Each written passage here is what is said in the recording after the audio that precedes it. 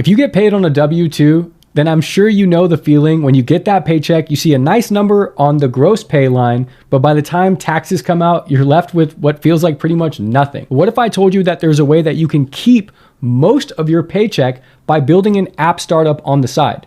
And a lot of y'all I know are working professionals, or you work full-time and you have an idea for an app or a SaaS that you want to bring to life. Some of y'all don't know this, but you can actually take your app and treat it as a business and use the expenses from the business to offset your tax liabilities. And in this video, I'm going to show you, based on my experience, I am not a financial advisor, but based on my 10 years of experience, how I have been working full-time, getting a W-2 paycheck, and building startups on the side, and how I strategically use my startups not only as a way to take a high-risk, high-reward shot at building $1 million business, but also as a way to mitigate my tax liabilities in the short term. So I've actually been legally optimizing my taxes on my W-2 and adhering to the IRS tax code for building a business that is on track to generate revenue, but there are some requirements to generate revenue. For example, like think about it this way. If you were building a candy store, you will need to pay rent, pay a security deposit, buy fixtures, buy lights, buy cash registers, buy shelving, buy inventory, buy the candy. And you would need to spend a lot of money to get that business set up and off the ground. Similarly, with software businesses, you have to set up all the infrastructure, right? The app, the designs, maybe you're meeting investors, maybe you are buying software. There's so much expenses that go into building a piece of software that those all count as expenses. And so in this video, I'm going to jump in and show you how you can reduce your taxes. And yeah, let's jump right into it. Cool. So we'll start by analyzing kind of how W-2 income works if you were only making money on a W-2. So say I have a full-time job and I make $100,000 a year, or let's say bi-weekly. Let's say I make $10,000 gross pay bi-weekly. Say I'm single, I live in a high tax state, I was getting taxed around 30%.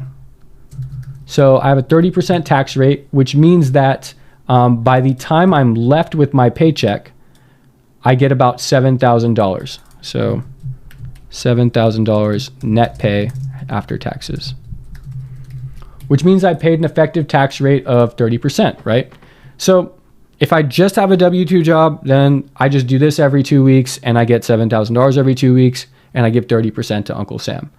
So that's cool and all. But a lot of y'all inside of Dreams into Apps, especially, I'm noticing, are W-2 employees, but you're not using your app startup as a taxable entity. And that's when we need to learn about how business income is taxed. So did you know that business income is actually taxed a bit differently? The way that businesses work generally, and even in many other parts of the world, is that businesses generate revenue, right, by selling goods or services. And let's say that I generate revenue of, in this 2 weeks, $20,000. Say I'm selling candy, right? I'll say I have a candy store. This can be anything. This can be a plumbing business. That can be a construction business. This can be an insurance company, any type of business that you might have. I generate revenue, and then say I have some expenses, right? If I'm a candy store, I have, rent, which might cost me for this, let's say generate $20,000 per month. Let's say my rent every month is about $5,000. The cost of the goods is about $5,000. My employees are $5,000. Okay. And I have insurance, which is about $500. Okay. So now I'm at 5, 10, 15, 15.5. And I said cost of goods, rent, employees. Cool. Which means that my net profit is 4.5K, right? 20 minus 15 is 20 minus 15 is 5. 5 minus 500 is 4.5K net profit. And typically I could get taxed on this, similarly 30%. So if I do 4.5, so let's do 4.5 4,500 times 0.7, which means I'm left with 3,150 net operating income. So I'm actually going to change this from net profit to gross profit. And after taxes,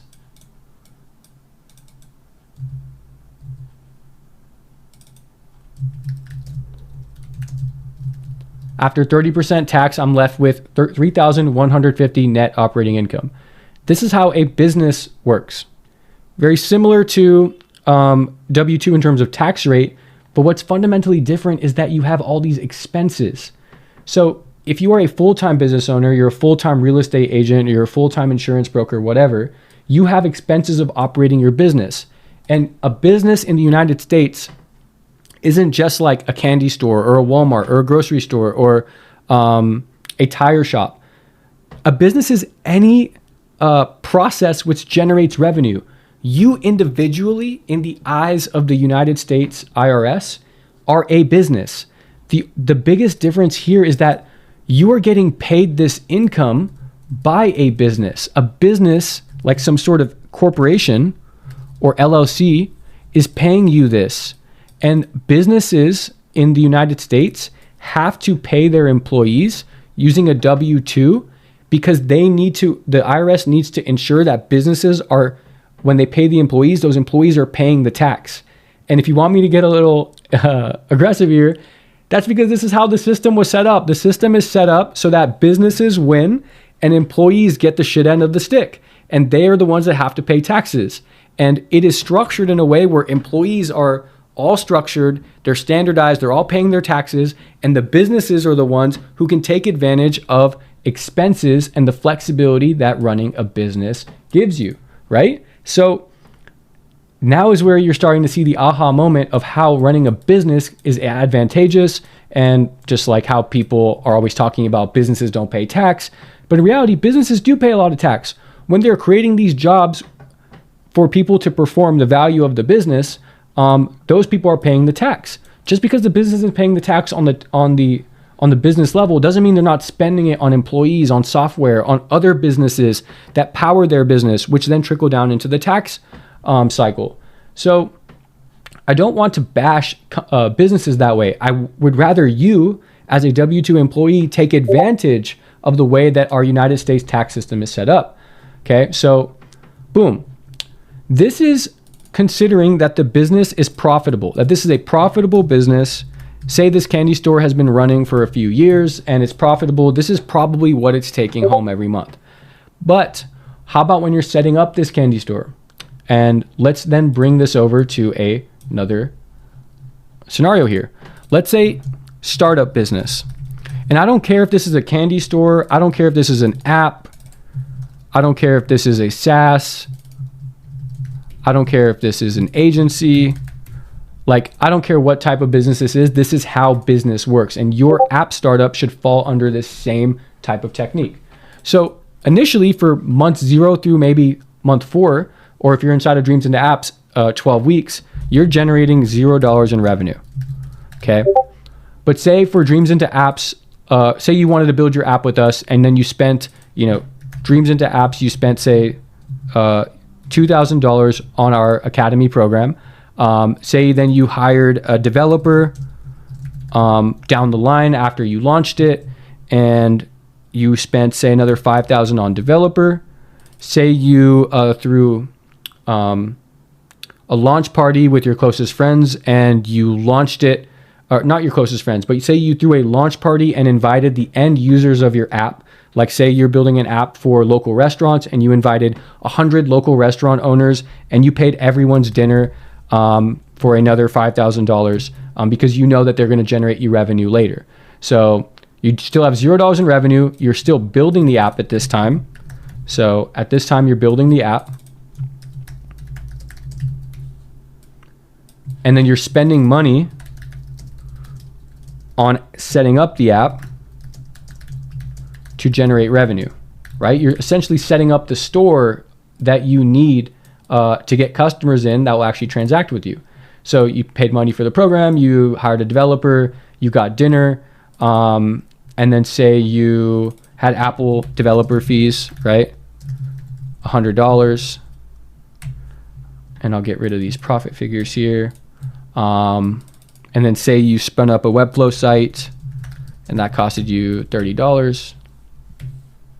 And then say you bought a domain, you bought a nice expensive domain for $10,000. Say it was a domain you really, really wanted. Okay, now let's do the math. So you generated 0 in revenue, but we spent 2,000 plus 5,000, which is 7. 7 plus 5 is 12,000. 12,100, 12,130, 22,130 is your total expenses. 22,130 are your total expenses. Okay, that's like your total figure here. Let's see if I can make this. I'm gonna make these a little lighter red, and I'm gonna make this one the nice bold red. All right, so you generated, you didn't generate, you encountered or realized expenses of $22,130 to set up your app before you generated your first dollar in revenue. But then say, all of a sudden, the tax year ends, and it is January 1st, or let's say December 31st, 2024. Let's say the tax year ends. This is what your business would realize as far as what's called profit and loss. In the United States, businesses use a profit and loss technique to compute how much revenue they generated or what loss they incurred. And you might have heard, from the stock market that companies can generate loss. Well, this is what happens when companies generate loss. They're investing in setting up new revenue streams. And this is what you're doing too. You are also setting up a new revenue stream. So your net operating income here is going to be negative 22,130. All right.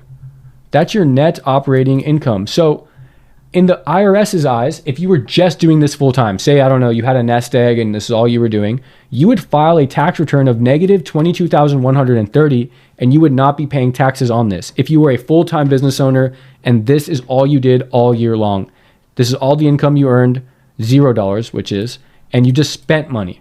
And a lot of startup founders do this. They take 100,000 out of their savings account and then they just spend it all, and they don't generate any revenue.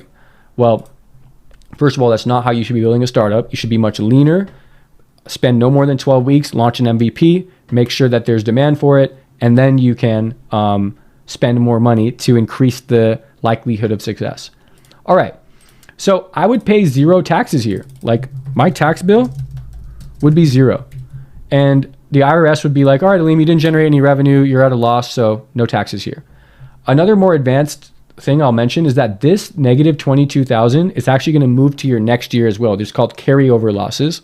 I'm not going to talk about that because I'm not a financial advisor, but what I do know is that this loss would carry over into next year. So when you start year 2025, you're at negative 22,130. So you have to generate another $22,000 in revenue to come back to 0. So you have $22,000 of potentially tax-free revenue on top of the expenses that you're going to incur to generate that revenue. And I hope now you can see kind of the flywheel effect that's going to happen, how you can keep kind of offsetting. But there will be a point where you generate more revenue than expenses, and for that, you're going to have to pay taxes. But this video is primarily focused on the startup aspect of it and how if you're a W-2 employee, how can you kind of take advantage of the position that you're in to offset your taxes, and you can pretty much like get it to a point where you can build your app for a fraction of what you might think it's going to cost you. So now in this step here, let's combine the W-2 income with your app startup income. Okay, so I'm going to copy this, make this really big. I'm going to drop it in here.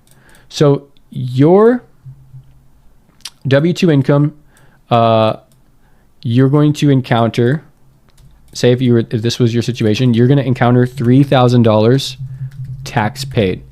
So that's the tax that automatically comes out of your paycheck. Okay.